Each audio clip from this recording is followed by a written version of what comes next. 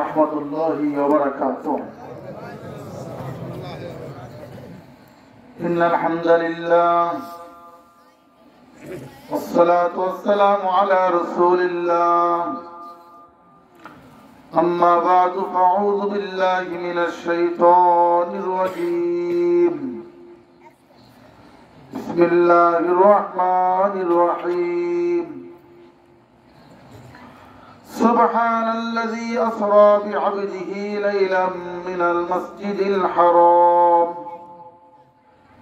إلى المسجد الأقصى الذي باركنا حوله لنريه من آياتنا إنه هو السميع البصير.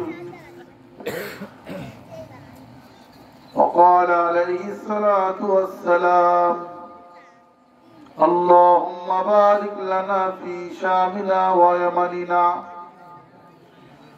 قالوا يا رسول الله وفي نجدنا؟ قال: اللهم بارك لنا في شامنا ويمننا.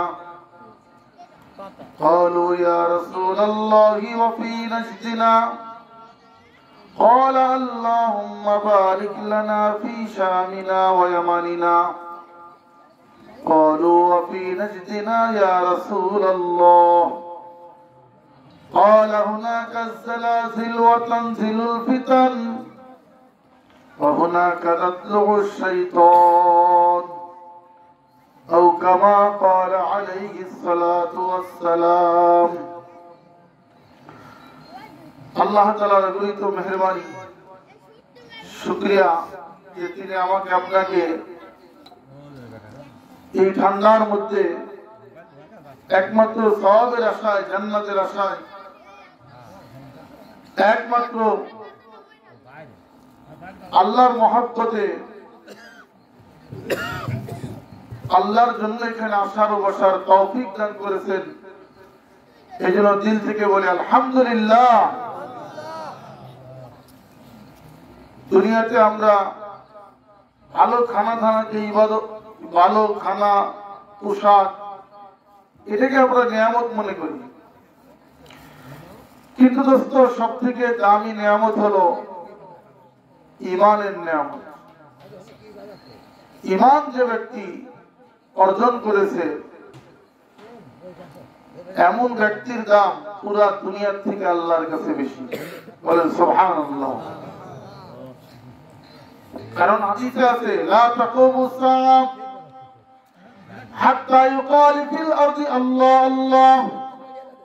লা তাকুমুস সাআ, এই পৃথিবীতে কিয়ামত ততদিন হবে না, হাত্তা ইউকাল ফিল আরদি আল্লাহ আল্লাহ, যতদিন আল্লাহ বলনেওয়ালা থাকবে। বলেন সুবহানাল্লাহ। তাহলে একজন আল্লাহওয়ালা পুরো পৃথিবীর ফাউন্ডেশন ঠিক থাকলে যেমন বিল্ডিং ঠিক থাকে, একজন আত্মা ইমানদার দুনিয়াতে থাকবে, তো আল্লাহ আসমান জমিনের কায়নাতকে ঠিক রাখবেন। বলেন আল্লাহু আকবার। একজন ইমানদার আল্লাহ পাকের কাছে এত দামি। সেই ঈমান আমরা অর্জন করেছি, কোন প্রকার আমরা ঈমানের জন্য পরীক্ষা দিই নাই, কষ্ট করি নাই। সাহাবায়ে কেরাম যে ঈমানের জন্য অগ্নি পরীক্ষা দিয়েছেন, আমরা তো অধিকাংশ এখানে বসে আছি, সবাই বলতে গেলে বংশগত ভাবে আমরা মুসলমান। কি বলেন, ঠিক কি ঠিক না? ইসলাম আমরা কেউ কষ্ট করে অর্জন করি নাই। এই ঈমান আল্লাহ পাক আমাকে আপনাকে যে বিনা পরিশ্রমে দান করলেন, এই জন্য আল্লাহকে একটু থ্যাংক ইউ জানাই, আলহামদুলিল্লাহ। আরো ধরে আলহামদুলিল্লাহ। এই যে শুকরিয়া আদায় করলাম, এই জন্য আল্লাহ সুবহানাহু ওয়া তাআলা ঈমানি কাজ, ঈমানি আন্দোলন, ঈমানের মেহনত করা আমাদের জন্য সহজ করে দিবেন। বলেন সুবহানাল্লাহ। সাধারণত দুনিয়াতে যদি আমাদের কুষ্টিয়ার মাঠে বিজ্ঞপ্তি হয় যে পুলিশের 100 ছেলে নেওয়া হবে, সেখানে কি 100 ছেলে যায় না নিম্নে 1000 পোলাপান যাবে? ঠিক কিনা বলেন? আরে 1000 জনই জানবে যে আমাদের সবার কি হবে না, চাকরি হবে না। 100 জন যেভাবে হোক বাছাই করে ঠিকানো হবে। এই 1000 ছেলের মধ্যে মনে করেন 300 ছেলের বুকে সিল লেগেছে। এই 300 জনও জানে যে আমাদের মধ্যে আবার আরো 200 জন মেডিকেল ভাইভাতে রিটেনে তারা আউট হয়ে যাবে। 100 জনই বেতন পাবে, চাকরি শেষে পেনশন পাবে।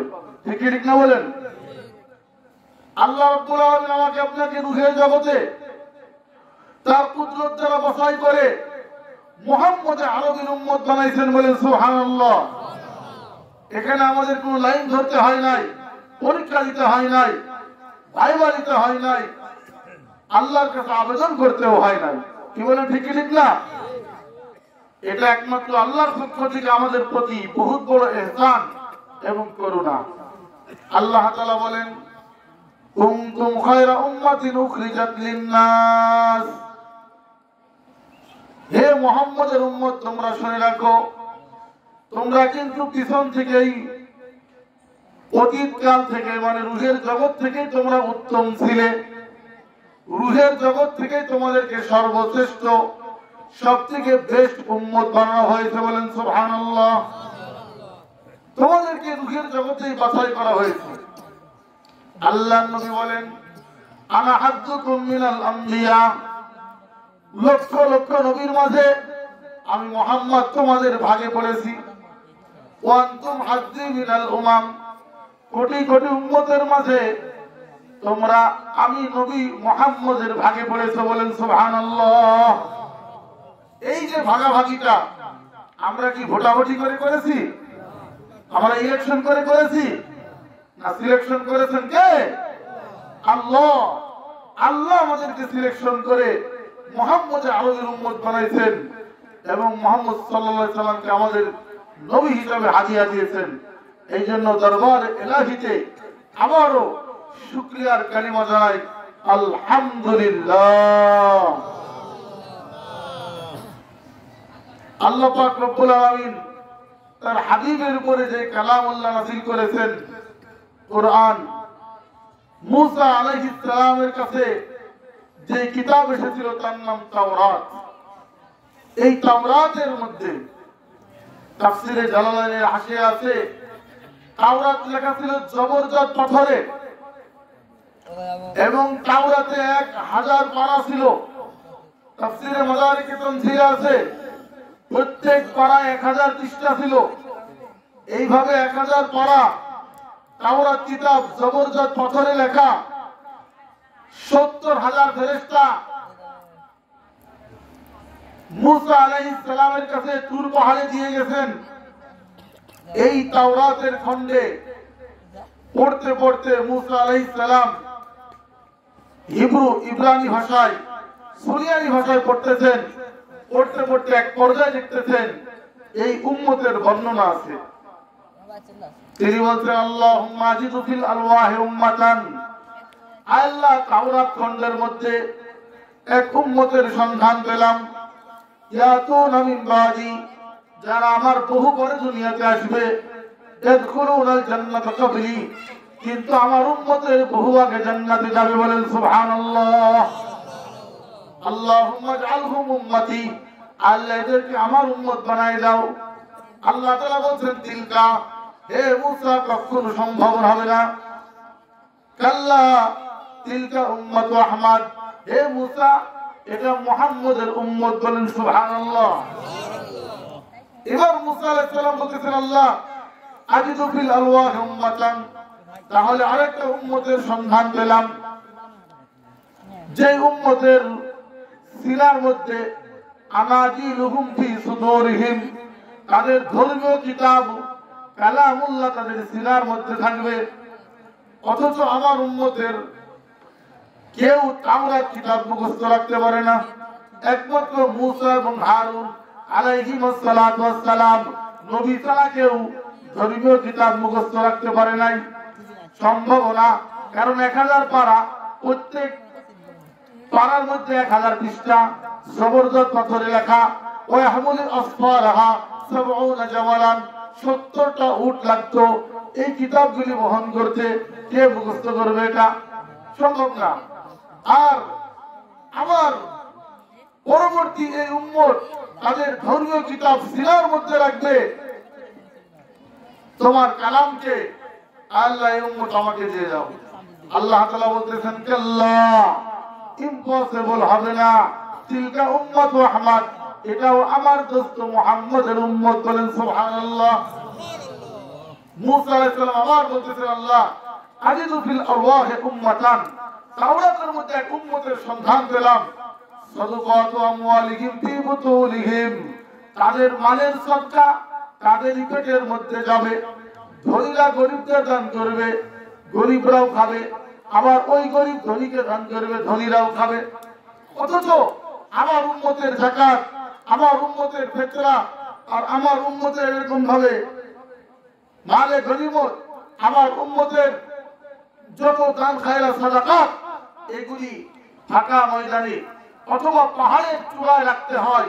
আগুন এসে যদি জ্বালিয়ে দেয় বোঝা যায় কবুল, আর না হলে বোঝা যায় কবুল হয় নাই। এই উম্মতকে আমাকে দিয়ে দাও আল্লাহ, যারা নিজেদের সাদাকাত নিজেরাই খাবে। আল্লাহ তাআলা বলতেছেন কাল্লা, কখনো হবে না।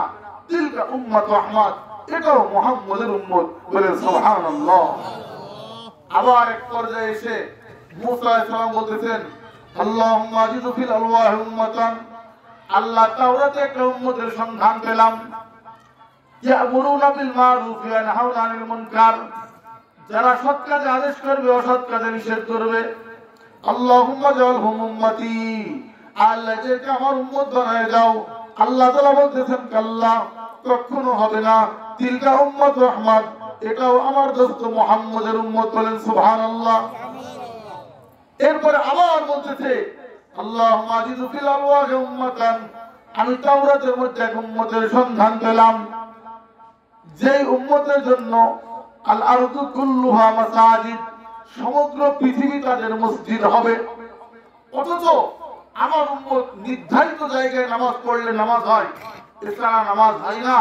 অথচ সেই উম্মত যেখানে নামাজের টাইম হবে, আইনামা তুদরিকুহুস সালাহ, যেখানে নামাজের টাইম হবে, জাহাজে থাক, প্লেনে থাক, হাওয়ায় থাক, পানিতে থাক, সমুদ্রে, লঞ্চে, স্টিমারে, ফেরিতে, আর এরকম জলে স্থলে যেখানে থাক, সেখানেই তারা নামাজের টাইমে নামাজ পড়বে আর নামাজ হয়ে যাবে।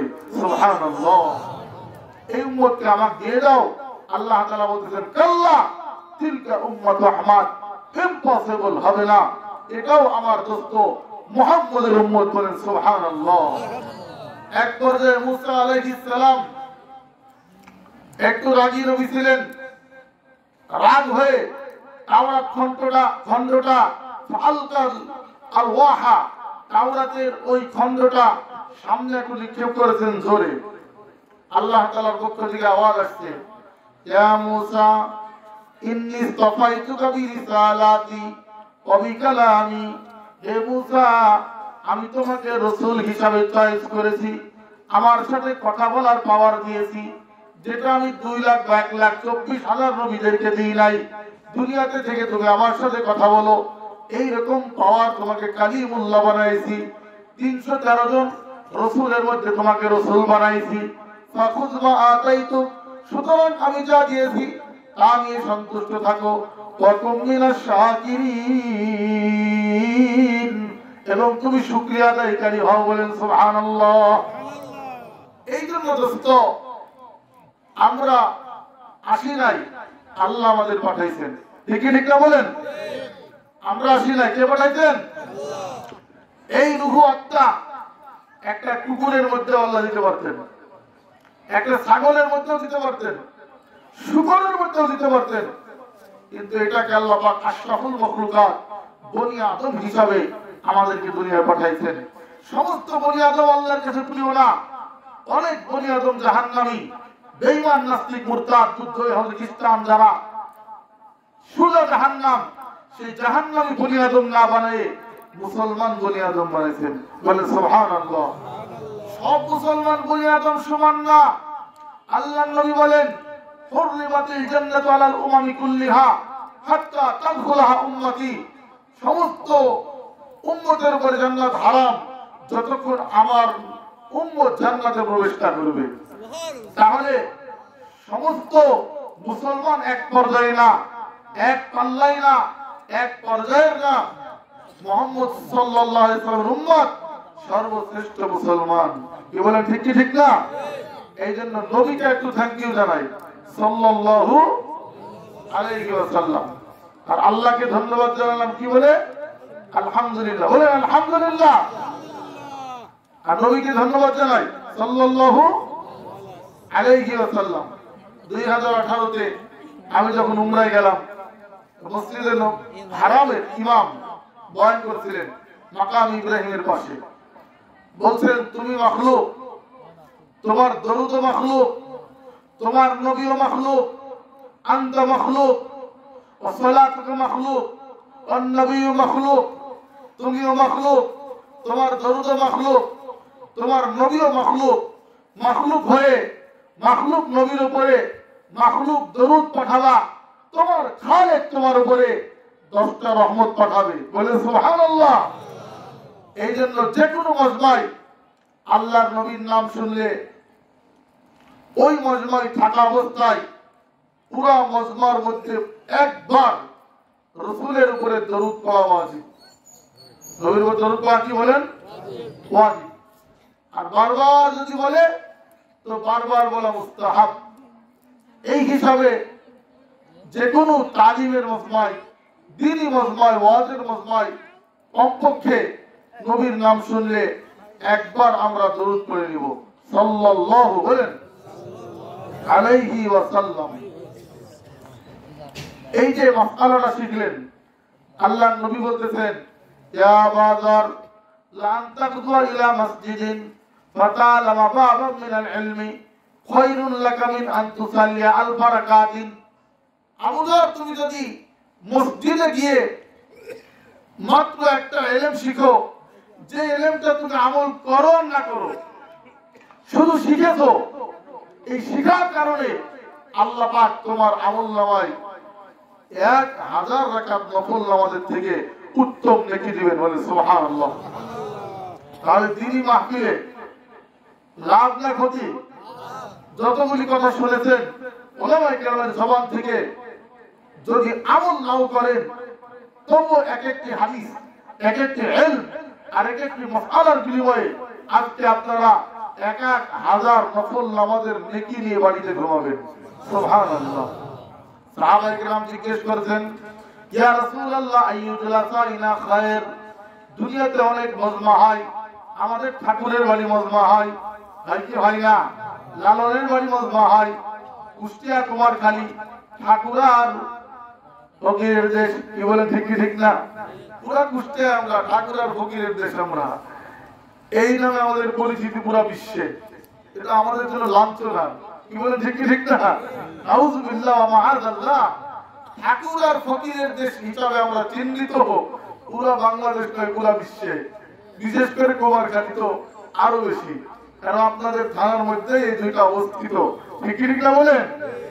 তো ঠাকুরের মজমা হয়, ফকিরের মজমা হয়, লালনের আখড়ায় মজমা হয়, কুঠিবাড়িতে মজমা হয়, বিভিন্ন জায়গায় আলাউদ্দিনের পার্কে মজমা হয়। হয় কি হয় না বলেন? সাহাবা জিজ্ঞেস করেছেন ইয়া রাসূলুল্লাহ আইয়ু জুলাসাইনা খায়র। আমরা কোন মজমায় যাব? আমরা কি বৈশাখী মেলায় যাব, আমরা কি ঠাকুরের মেলায় যাব, না লালনের ফকিরের মেলায় যাব, না আলাউদ্দিনের পার্কে যাব? আমাদের যাওয়ার জায়গাটা একটু বলে দেন। সাহাবায়ে কেরাম নবীকে জিজ্ঞেস করতেন। আল্লাহর নবী বলছেন 3টা চিহ্ন যে মজমায় দেখবা তোমরা সেই মজমায় যোগদান করবে। বলেন সুবহানাল্লাহ। আরো জোরে বলেন সুবহানাল্লাহ।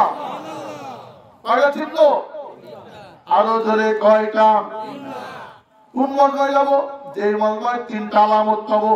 বলে কয়টা আলামত পাবো? 3টা। মামুনরা কোন মজমায় যাবেন ভালো করে বুঝে নেন। আজকে নবীজি বলতেছেন 3টা আলামত যে মজমায় তোমরা সেই মজমায় যোগদান করো। 1 নম্বর মান যাক্কারাকুমুল্লাহ ইউয়াতুহু।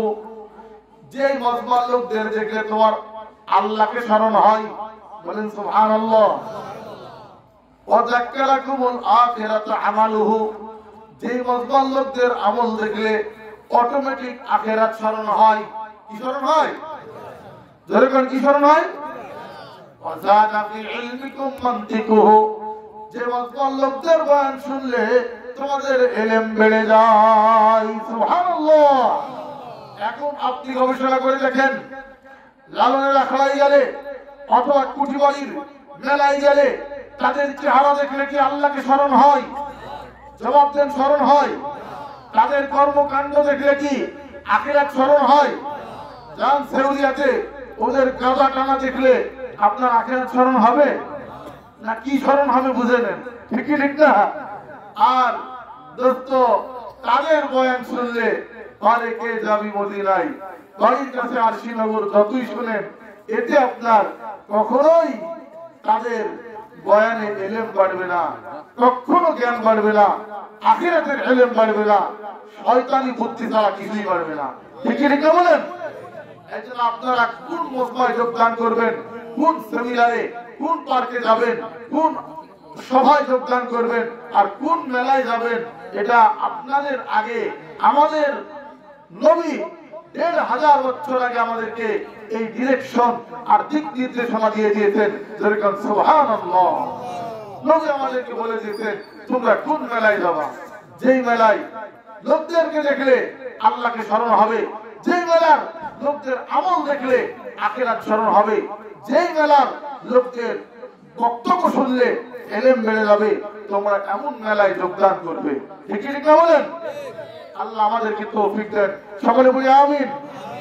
কালামুল্লাহ থেকে আমি একটা আয়াত পড়েছি। আল্লাহ তাআলা বলেন, সুবহানাল্লাযী আসরা বিআবদিহি লাইলাম মিনাল মাসজিদিল হারাম ইলাল মাসজিদিল আকসা আল্লাযী বারাকনা হাওলাহু লিনুরিয়াহু মিন আয়াতিনা ইন্নাহু হুয়াস সামিউল বাসীর।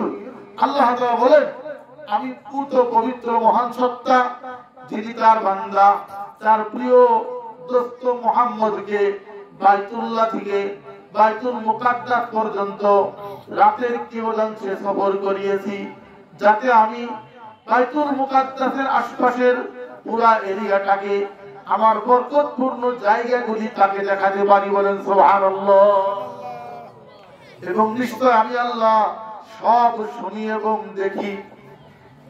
এই যে উলামায়ে কেরাম লিখেছেন, বাইতুল মুকাদ্দাসের আশপাশ বলতে বর্তমান যেই সিরিয়া বিজয় হয়েছে, জালেম মুক্ত হয়েছে, এই শাম, সিরিয়া, লেবানন, ফিলিস্তিন এবং বর্তমান জবরদখল করা ইসরায়েল, এই ইসরায়েল সহ ফিলিস্তিন, ইসরায়েল, শাম, সিরিয়া, লেবানন আর উর্দু, জর্ডান, এই সব অঞ্চলকে একসাথে বলা হয় বেলাদে শাম, নবীদের দেশ। লক্ষ লক্ষ নবী এই ভূমিতে তাদের পদচারণা দিয়ে ধন্য করেছেন। বলে সুবহানাল্লাহ। আল্লাহ রাসূল এই ভূমির জন্য দোয়া করেছেন, আল্লাহুম্মা বারিক লানা ফি শামিনা ওয়া ইয়ামানিনা। আল্লাহ তুমি শাম দেশে বরকত দাও, ইয়ামান দেশে বরকত দাও। এই দুটি শব্দ বলে আল্লাহ রাসূল দোয়া করেছেন। সাহাবায়ে কেরাম বলছেন, ইয়া রাসূলুল্লাহ ওয়া ফি নাজদিনা, আমাদের নজদের জন্য দোয়া করেন। আল্লাহ নবী বলতেছেন, হুনাকা জালাজিল, এই নজদের মধ্যে ভূমিকম্প আসবে, ও তানজিলুল ফিতান, ফিতনা আসবে, এবং তাতলু কর্মু শয়তান, এবং এই নজদের মধ্যে শয়তানের শিং উদিত হবে। বাস্তবিক বর্তমান আরব সৌদি শাসন পুরা ইহুদি খ্রিস্টানদের দ্বারা নিয়ন্ত্রিত, কাবার আদলে, কাবার মতো এরকম কনসার্ট আর কাবার মতো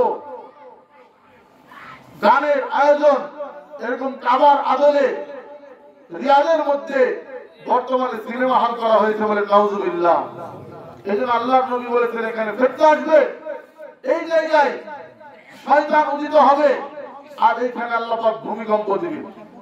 এই জন্য দোস্ত, শাম এবং ইয়ামান, এই দুইটা ভূমির জন্য নবীজি দোয়া করেছেন।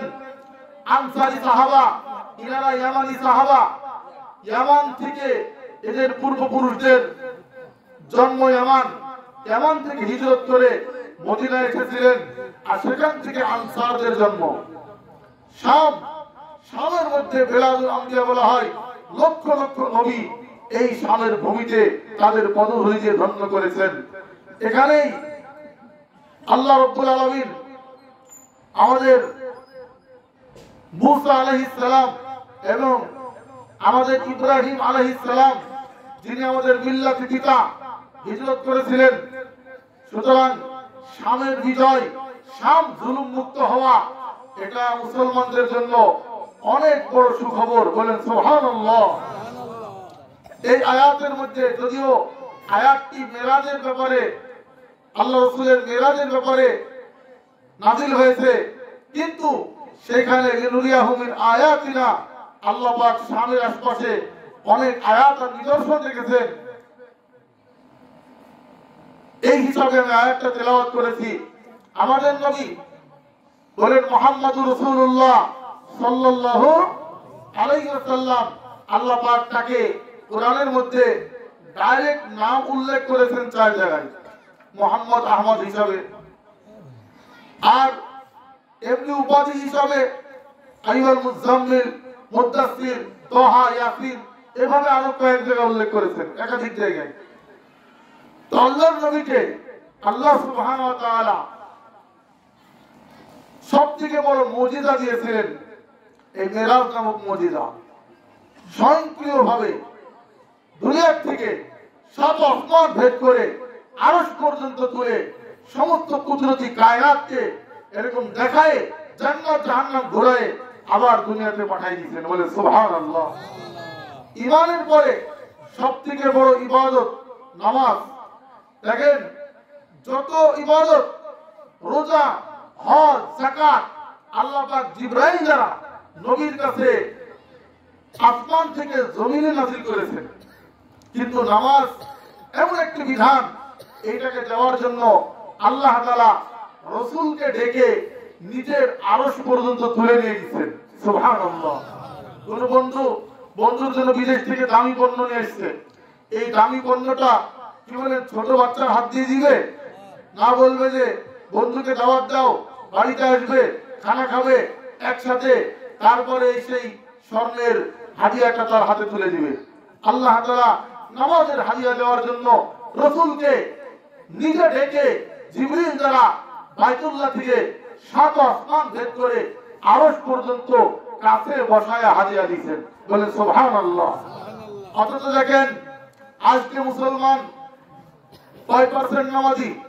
নবীজি বলেন আল ফারকু বাইনাল কুফরি ওয়াল ঈমানি তারকুস সালাহ। ঈমান এবং কুফরের মধ্যে একমাত্র পার্থক্যকারী হলো নামাজ। যার নামাজ নাই তার ইসলাম নাই, ঈমান নাই। মুসলমান কয়জন নামাজ পড়ে?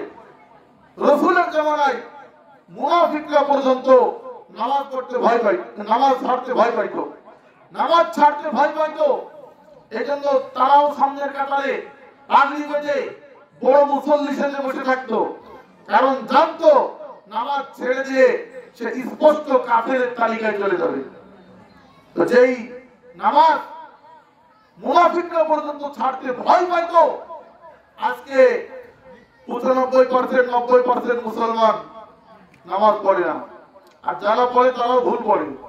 কি বলেন, ঠিক কি ঠিক না? আজীবন নামাজ পড়ে নকল করে, মনে করছে এসএসসি পাস নকল করে আমি নামাজটাও নকল করবো, নকল করে পাস হবে নামাজ।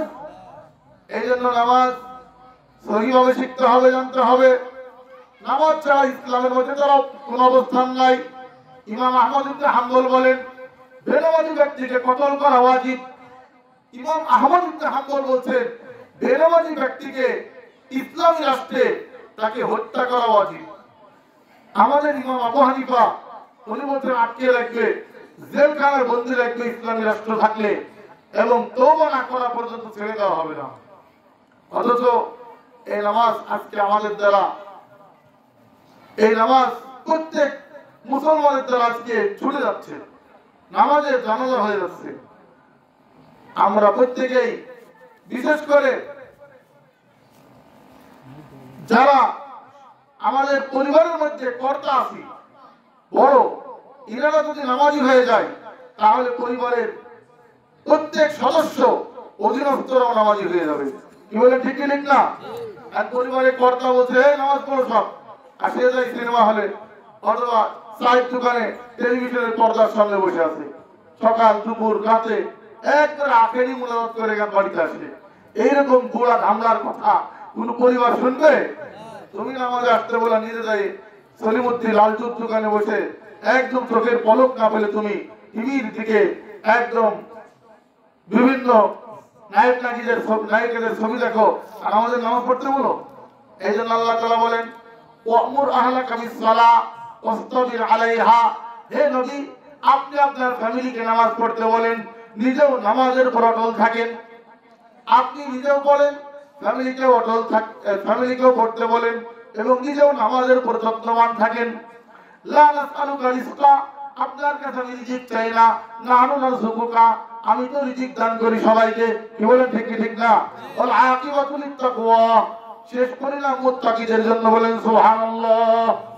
সুতরাং সমাজে যদি নামাজ বাস্তবায়ন হয়, আল্লাহর কসম একবারে অটোমেটিক 90% খারাপি এবং গুনাহ অপরাধ ক্রাইম অটোমেটিক দূর হয়ে যাবে। কারণ নামাজের মাধ্যমে যখন সে আল্লাহর সাথে ঘনিষ্ঠ হবে, এই ব্যক্তির দ্বারা কোনো বড় অপরাধ দুনিয়াতে হবে না। এই জন্য এক সাহাবীর ব্যাপারে সাহাবায়ে কেরাম বলতেছেন ইয়া রাসূলুল্লাহ ফুলানুন ইউসাল্লি বিল লাইল ওয়া ইয়াসরিকু ফিন নাহার, অমুকে রাতে অনেক তাহাজ্জুদ করে কিন্তু দিনের বেলায় চুরি করে। অনেকে এমন আছে না যে নামাজও পড়ে আবার কিছু খারাপ কাজও তাদের দ্বারা হয়ে যায়। তো সাহাবায়ে কেরাম বলতেছেন অমুকে তাহাজ্জুদ করে আবার রাতে চুরি করে। আল্লাহর নবী বলতেছেন ইন্না সালাতা সায়ানহাহু, যদি নামাজ সঠিক হয় ও চিরাই তাকে চুরি থেকে ফিরাই দিবে। কিছুদিন পরে সাহাবায়ে কেরাম রিপোর্ট দিচ্ছেন ইয়া রাসূলুল্লাহ সত্যি অমুকের চুরি বন্ধ হয়ে গেছে। সুবহানাল্লাহ, যেরকম সুবহানাল্লাহ। এই জন্য দোস্ত নামাজ যদি নামাজের মতো হয়, আল্লাহর কসম চুরি জিনা মিথ্যা তারপরে যত প্রকার অন্যায় আছে সমস্ত অন্যায় আল্লাহ পাক সমাজ থেকে বিদূরিত করে দিবেন। কি বলেন ঠিক কি ঠিক না? তমিজা বেগম এক মহিলা, দুশ্চরিত্র ছিল বাইজিদ বুস্তামির যুগে। তো বাইজিদ বুস্তামি এলাকায় ওয়াজ করতে গেছেন, এলাকার মুরব্বীরা বলছেন হুজুর আপনি যতই ওয়াজ করেন এই পল্লীতে এই বস্তিতে এক মহিলা আছে খারাপ, সে যুবকদের নষ্ট করে ফেলছে, আপনি একে একটু বোঝান। বাইজিদ বুস্তামি বলছেন আমি হুজুর এর কাছে যাওয়াই তো মুশকিল। সবাই বলছে না আপনি গেলে অসুবিধা নাই, তার নির্ধারিত ফি আছে, আমরা আপনাকে চান্দা তুলে দিচ্ছি, এই ফিসটা নিয়ে আপনি যান। তো নির্ধারিত ফি দিরহাম সবাই তুলে দিয়েছে। বাইজিদ বুস্তামি দরজায় গেছেন, সমস্ত যুবকরা দূর থেকে দেখেই লজ্জায় পালাচ্ছে যে এখানে হুজুর কেন আজকে। এরপরে ভিতর থেকে তমিজা তার চাকরানিকে পাঠাইছে যে আজকে কাস্টমার নাই কেন। সে দরজায় এসে দেখছে এক হুজুর মোল্লা বসা, ভিতরে খবর দিচ্ছে যে এই মোল্লার কারণে কেউ আসে না, আচ্ছা তাকে ডাক দাও। তখন বাইজিদ বুস্তামি ভিতরে গেছেন, মহিলা বলছে আমার কাছে আসতে ফি লাগে, তোমার কাছে কি আছে? তো টাকার ওই থলে মানি ব্যাগ দেখাচ্ছে, এই যে নিয়ে এসেছি। এরপরে বলা আচ্ছা ঠিক আছে। এরপরে বাইজিদ বুস্তামি বললেন যে তুমি ওযু গোসল করে আসো, এখন আমি যা বলবো তোমাকে শুনতে হবে। তো অবশ্যই শুনবো, কারণ তুমি আমাকে পয়সার বিনিময়ে আমার কাছে এসেছো, এখন যা বলবে আমি তাই শুনবো। বাইজিদ বুস্তামি বললেন আমাকে কথা দাও যে আজ থেকে কোনোদিন নামাজ ছেড়বে না। মহিলা বলছে হ্যাঁ নামাজ পড়বো, তবে আমি এই কামও করব, এই ব্যবসাও আমার চলবে। তো বাইজিদ বুস্তামি দেখলেন কোরআন বলতেছে ইন্না সালাতা তানহা আনিল ফাহশাই ওয়াল মুনকার ওয়া লাযিকরুল্লাহি আকবার, নিশ্চয় নামাজ সমস্ত অন্যায় অশ্লীলতা থেকে বাঁচায়।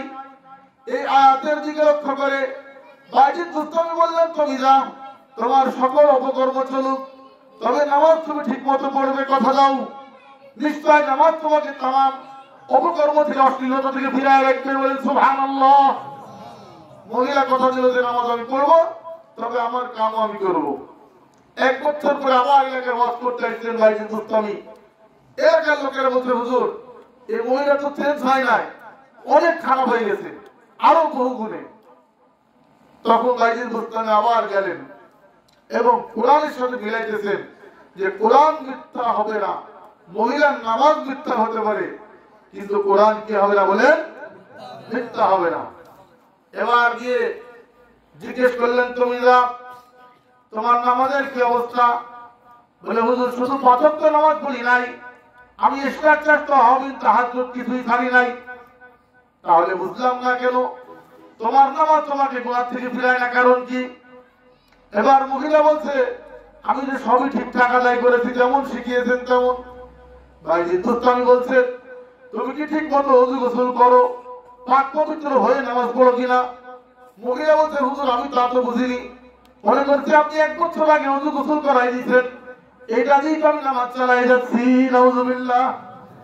এইরকম নামাজ যদি কিয়ামত পর্যন্ত কেউ হায়াত পায়, তাহলে এই নামাজের দ্বারা জিনাত থেকে বাঁচাবে না, চুরির থেকে বাঁচাবে।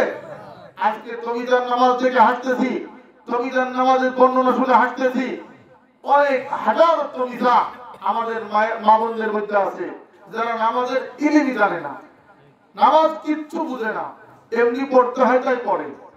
হাজারো তমিজার মতো পুরুষ আছে, তমিজার মতো নারী এই সমাজে আছে যারা নামাজ জানেই না ফরজ কয়টা, নামাজের ওয়াজিব কয়টা, নামাজের সুন্নাত কয়টা, নামাজের মুস্তাহাব কয়টা।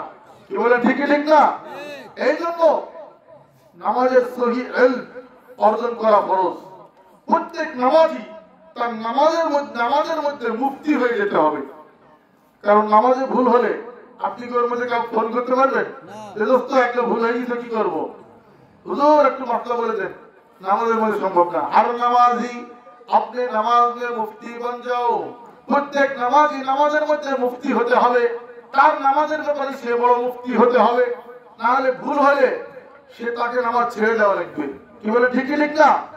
হযরত জালিল ইবনে আব্দুল্লাহ তিনি বলতেন মুসলমান হওয়ার সময় আল্লাহর নবী আমাকে 3টা নসিহত করেছেন। জোরে কোন কয়টা? আরো জোরে কয়টা? 1 নম্বর আলা ইকামিস সালাহ, জালিল তুমি নামাজ কায়েম করবে। 1 নম্বর নসিহত, তুমি কি কায়েম করবে? নামাজ কায়েম করবে। ঈমানের পরে তোমার প্রথম কাজই হলো নামাজ কায়েম করা। 2 নম্বর ইতাইজ যাকাত, 2 নম্বর তুমি মালদার হলে যাকাত দিবে। মালদার হলে কি দিবে? যাকাত দিবে, নিসাবের মালিক হলে।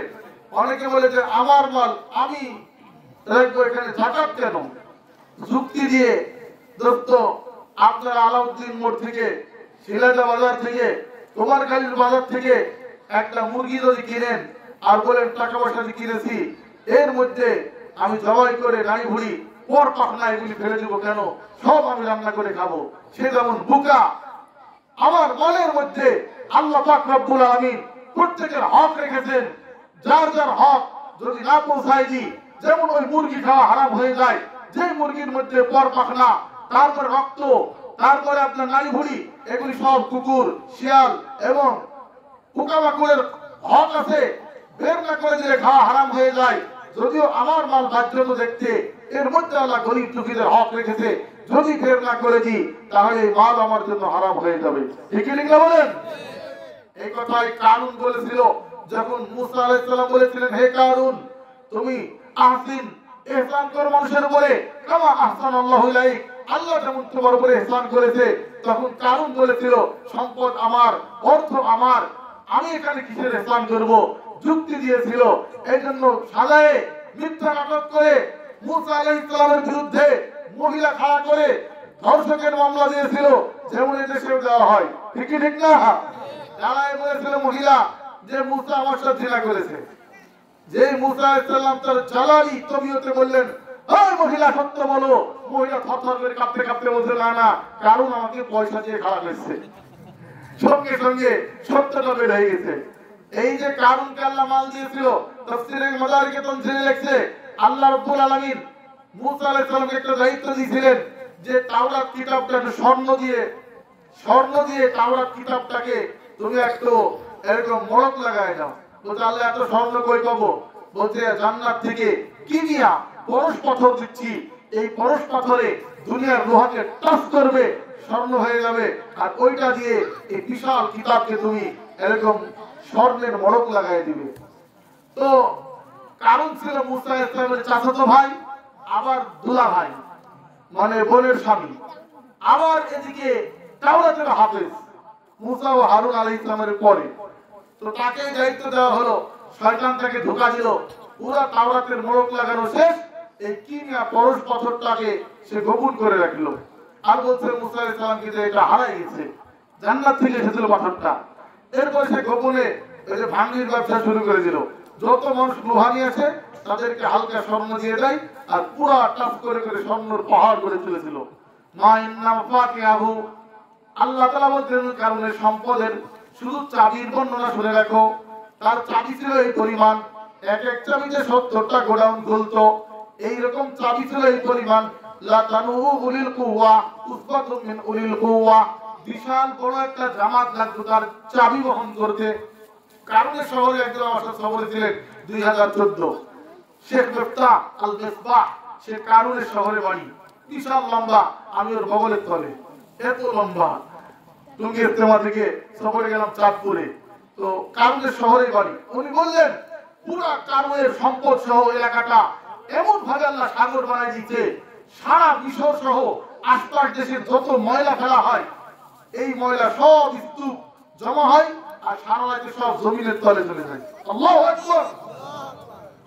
হাদিসে আল্লাহ রাসূল বলেন এটা জালজাল ইলা ইয়াউমিল কিয়ামা, কিয়ামত পর্যন্ত কারণ তার সম্পদ সহ ডুবতেই থাকবে, ডুবতেই থাকবে।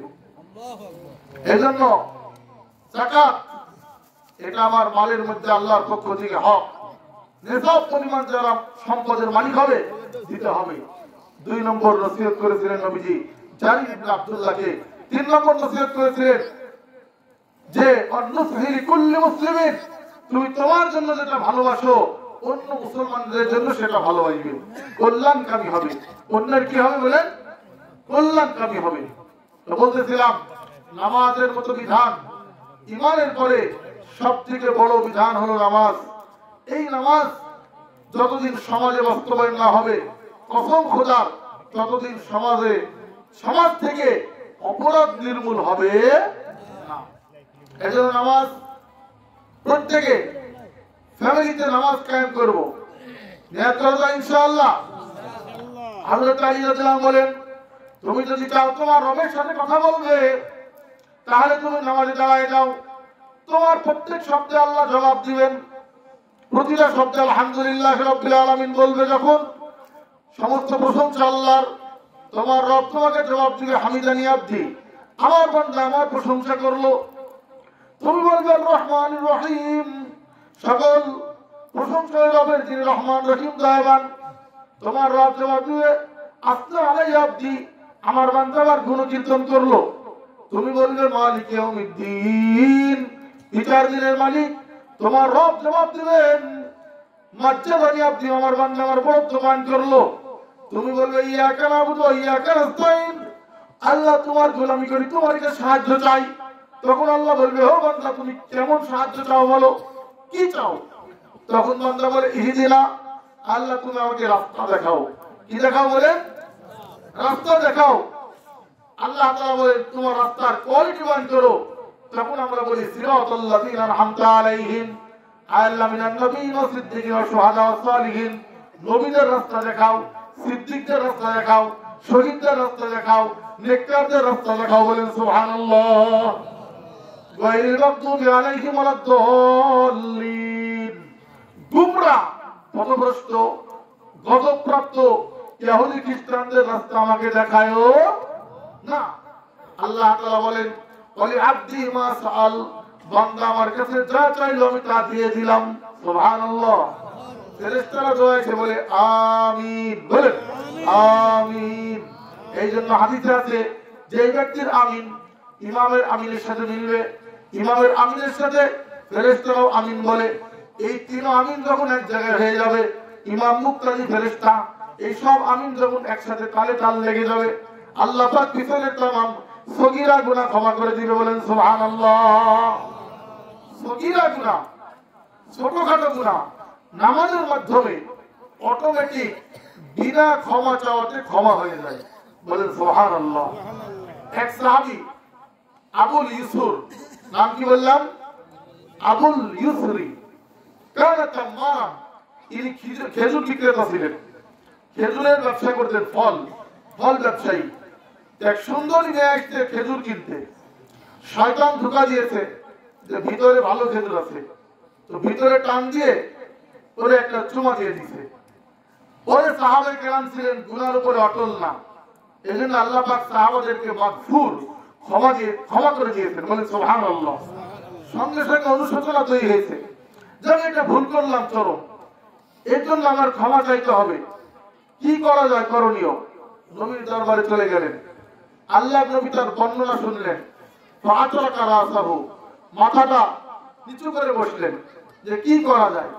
ইতিমধ্যে জিবরিল চলে আসলেন, আকিমিস সালাতা তারাফাইন নাহার ওয়া যুলাফাম মিনাল লাইল ইন্নাল হাসানাত ইউযহিবনা সাইয়্যাত যালিকা যিকরা লিয-যাকিরিন। জিবরিল চলে আসলেন, ইয়া রাসূলুল্লাহ বলেছেন আপনার উম্মতকে জানাই দেন নামাজ কায়েম করে দিনের রাতে 5 ওয়াক্ত নামাজ। ব্যাখ্যা বিশ্লেষণ অনেক বেশি, এজন্য শর্ট করলাম।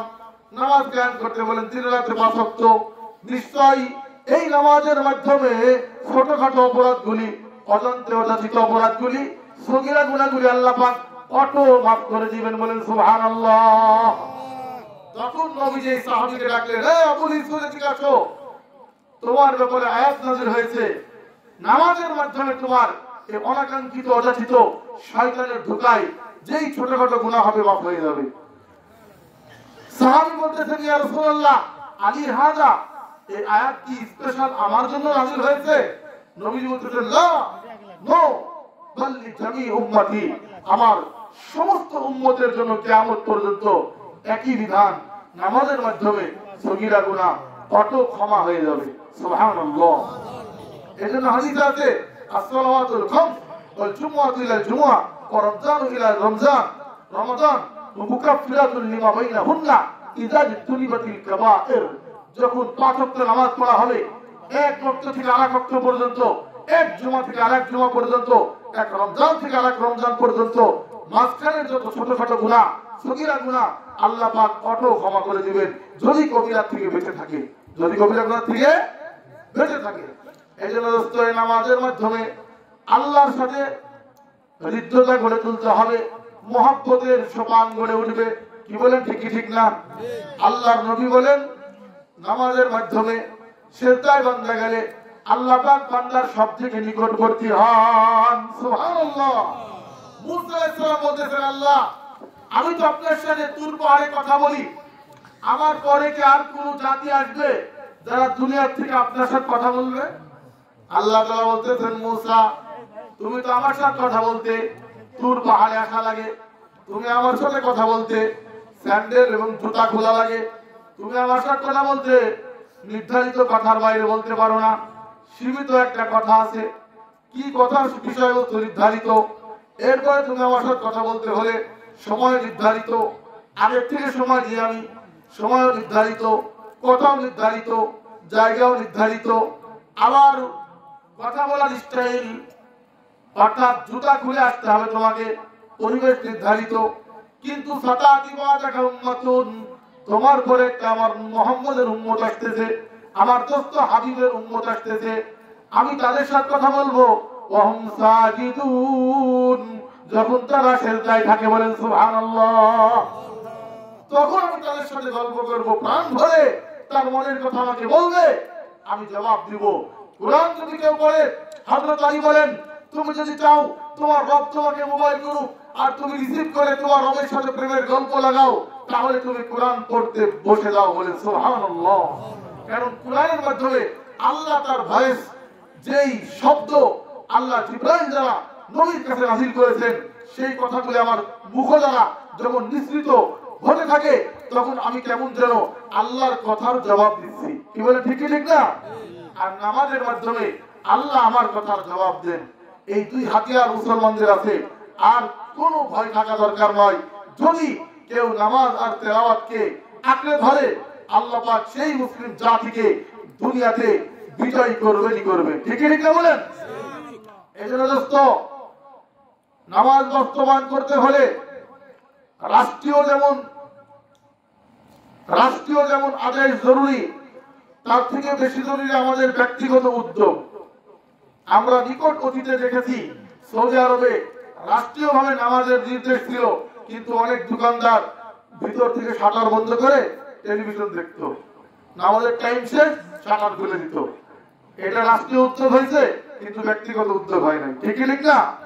এই জন্য দিনের থেকে রাষ্ট্রীয় থাকতে হবে জরুরি, কিন্তু নিজস্ব উদ্যোগ থাকা এক নম্বর, তারপরে রাষ্ট্রীয় আইন। কি বলে? ঠিক না? আল্লাহ নবী প্রথমেই বাইতুল্লাহর মূর্তি বের করেন নাই, আগে হৃদয়ের মূর্তি বের করেছেন।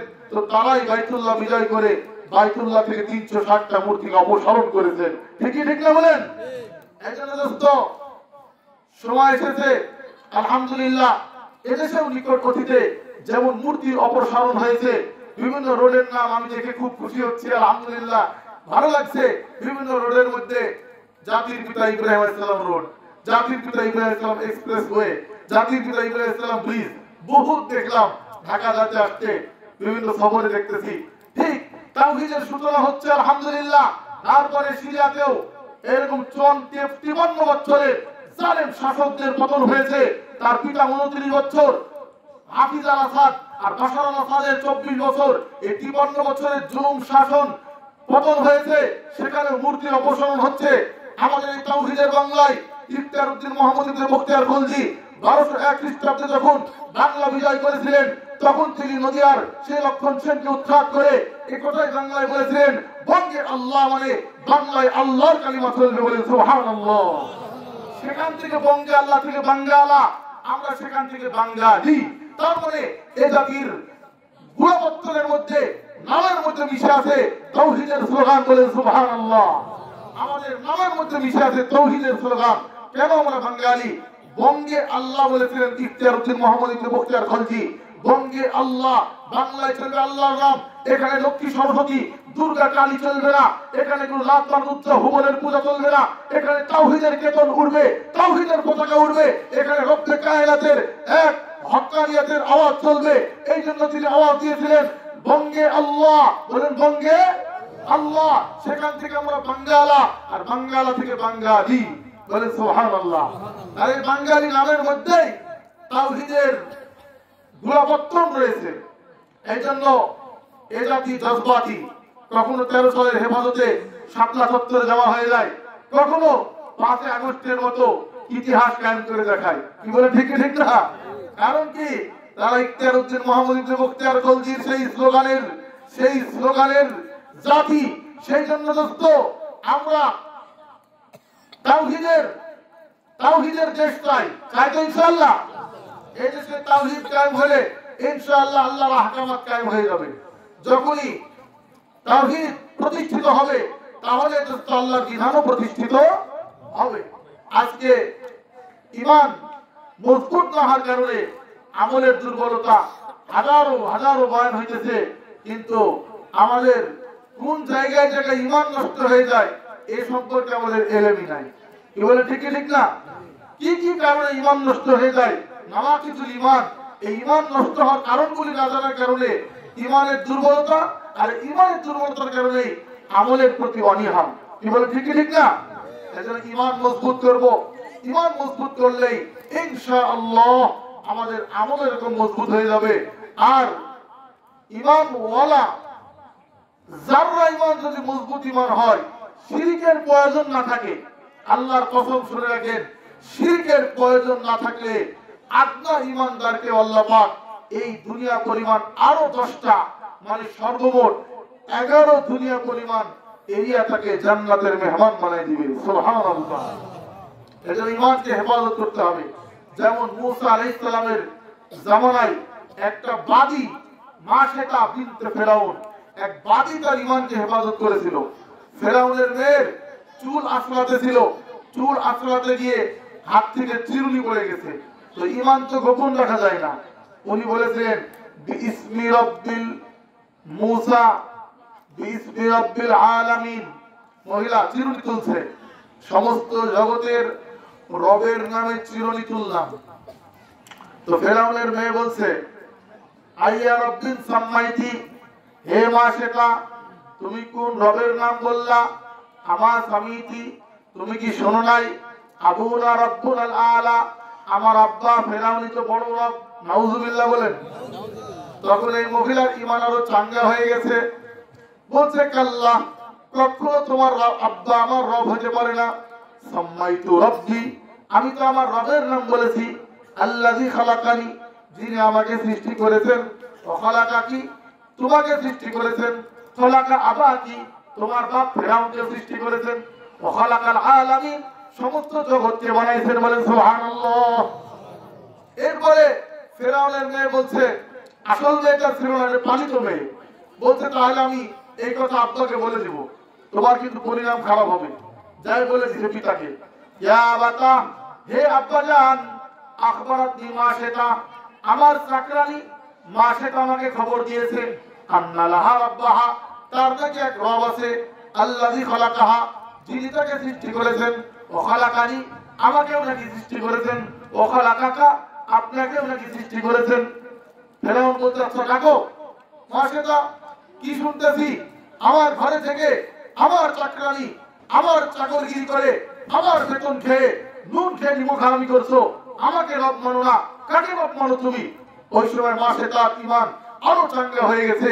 বলতে, হ্যাঁ হ্যাঁ, আমি ওই রবকে রব ধরেছি, আল্লাযী খালাকানি, যিনি আমাকে সৃষ্টি করেছে, খালাকাকা, তোমাকে সৃষ্টি করেছে, খালাকা বিনতাক, তোমার মেয়েকে সৃষ্টি করেছে, ও খালাকাল আলামিন, সমগ্র জগৎকে সৃষ্টি করেছেন। সুবহানাল্লাহ।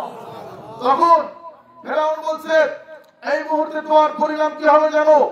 ডেকচির মধ্যে তেল, ফুটন্ত তেল, এর মধ্যে তোমাকে তোমার বাচ্চা সব জ্বালিয়ে ফেলা হবে। বলতে, তাতে অসুবিধা নাই, যা হয় হোক দুনিয়াতে আমার রবকে আমি ছাড়তে রাজি নই। আল্লাহু আকবার।